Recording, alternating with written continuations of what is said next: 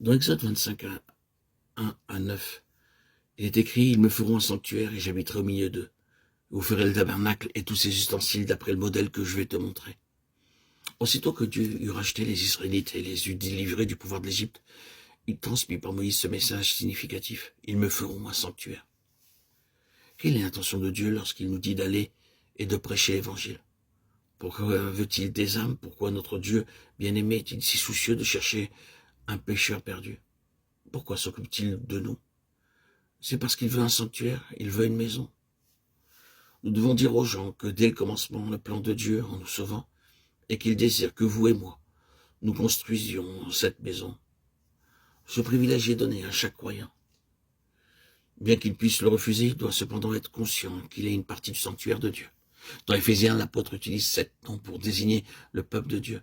Il l'appelle l'Église du Seigneur Jésus-Christ parce qu'il a été appelé hors du monde, le peuple particulier de Dieu. Il l'appelle le corps de Christ. Parce que la même vie court à travers tous les membres. Ce corps contient la plénitude de Dieu, sa plénitude qui remplit tout en tous. La santé est fournie par cette vie à chaque tissu, chaque nerf et chaque muscle. Il l'appelle un homme nouveau. Il n'y a plus ni juif ni gentil. Toutes les différences humaines et nationales sont oubliées. Puis il dit, vous êtes la maison de Dieu. Il dit encore le temple de Dieu. Et finalement, l'épouse du Christ. Maintenant, pourquoi sommes-nous appelés la maison de Dieu? Parce qu'une maison est construite suivant un plan.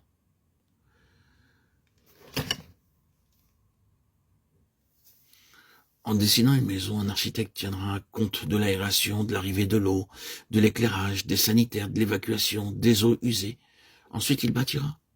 De nos jours, dans les villes, le plan de chaque maison doit être soumis à l'examen des experts et un permis de construire doit être obtenu. Dire « nous sommes la maison de Dieu » ne signifie pas que nous devons purement et simplement être occupés à prêcher l'évangile aux gens. Non, nous avons un bien plus grand dessein à accomplir en plus de cela. Nous lisons dans Apocalypse 21:7 que le vainqueur héritera ces choses. Voyez-vous cette détermination de Dieu à travers toutes les Écritures jusqu'à la fin? Il est montré que Dieu travaille pour le pécheur, non seulement pour racheter son âme, mais pour racheter tout ce qu'il a perdu à cause du péché. Comment héritera-t-il? Comment cela arrivera-t-il? La réponse est dans le verset 3 de ce même chapitre. Voici le tabernacle de Dieu avec les hommes. Il habitera avec eux et ils seront son peuple et Dieu lui-même sera avec eux. Cette même idée est exprimée dans 2 Corinthiens 6:16 qui nous montre que ce n'est que lorsque nous devenons réellement le temple de Dieu que la plénitude de Dieu vient en nous et que Dieu rachète tout ce que nous avons perdu. Pour devenir la maison de Dieu, nous devons être bâtis sur de fortes et profondes fondations, fondées sur le rocher.